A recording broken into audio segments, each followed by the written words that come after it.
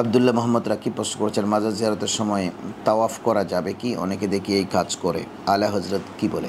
না, আপনি কোনো মাজারকে তাওয়াফ করতে পারবেন না। এখন আল্লামা জামি রহমতুল্লাহ আলাই একটি শের আছে, তাওয়াফে রৌজাইয়া আকদস কুনম সদবার রোজে সব হুজুরি কুন আতা উমিদ আরম ইয়া রাসূলুল্লাহ। উনি আল্লাহ রসুলের দরবারে বলেছিলেন যে আমি যদি মদিনা শরীফ আসার সুযোগ পাই, যতবার আসবো আপনার রোজা শরীফ আমি তাওয়াফ করব। এটা আসলে ছিল এটা ইস্কানা কথা। উনি অর্থাৎ তাওয়াফ নয়, এটা মাজাজিভাবে তিনি বলেছেন। তাওয়াফ কিন্তু আল্লাহর ঘরের হয় এবং সেটার জন্য কিছু শর্ত শরায়েত আছে। তাওয়াফের জন্য আপনি অজু করা কিন্তু ওয়াজিব, অজু ছাড়া আপনি তাওয়াফ করতে পারবেন না। তাওয়াফের জন্য 7 চক্কর হওয়া জরুরি। আপনি একটা নফল তাওয়াফ হবে 7 চক্কর আল্লাহর ঘরের চতুর্পাশে ঘুরবার পরে। তারপর তাওয়াফের পরে আবার 2 রাকাত নফল নামাজ আছে, তাওয়াফের পরে জমজম খাওয়া আছে। এগুলো কিন্তু তাওয়াফটা শুধু খানে কাবার সাথে খাস।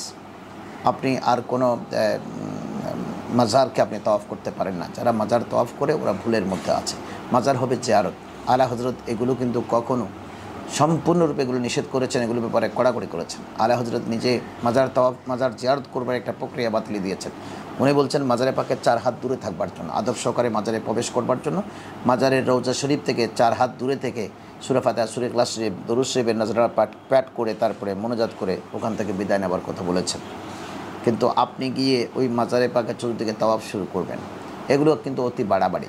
এগুলো করতে গিয়ে আজকে বাতিলদের সামনে আমরা কিন্তু মুখ দেখাতে পারছি না। ওরা বললেন তোমরা করতে করতে কোনটা করছো না? তোমরা মাজার জিয়ারতকে জায়েজ দিয়েছো, ঠিক আছে, ওটা জায়েজ। আল্লাহ জিয়ারত করতে, কবর জিয়ারত করতে বলেছেন, কিন্তু এখন তাওয়াফটা কোথায় আছে? রাসূল পাক সাল্লাল্লাহু আলাইহি ওয়াসাল্লাম আর কোনো সাহাবী, কোনো মসনুন হাদিস দ্বারা তাওয়াফ করবার ব্যাপারে কোনো আছে না। তাওয়াফটা কিন্তু মদিনা কাবা ঘরের জন্য খাস। সুতরাং কোনো মাজারে পাকের কোনো তাওয়াফ শরীয়তে জায়েজ নাই, বিলকুল নিষেধ। কিন্তু এই অবস্থায় কোনো মানুষ এগুলো অনেককে করতে দেখেন, এটা ঠিক আছে, কিন্তু তারা তো এখন কোনটা করছে না। তারা করতেছে আর জবাব দিতে হচ্ছে আমাদেরকে। তারা যা করতেছে এগুলোর বাতিলদের কাছে জবাব আমাদেরকে দিতে হচ্ছে। আর এগুলো করে করে আমাদের কর্মীগুলো আমরা হারিয়ে ফেলছি।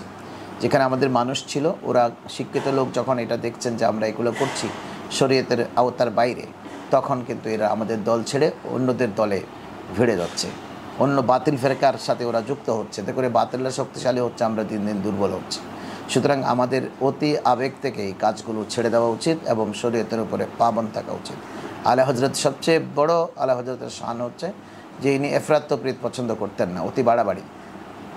শরীয়তের উপরে বরকরার থেকে ইনি যাবতীয় কাজ আঞ্জাম দিয়েছেন। ধন্যবাদ আপনাকে।